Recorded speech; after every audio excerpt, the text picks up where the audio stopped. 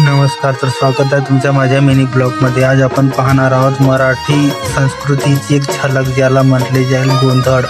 पण त्यापूर्वी भगवान श्रीकृष्णाचे साक्षात दर्शन आणि त्याच्यानंतर कार्यक्रम सुरुवात.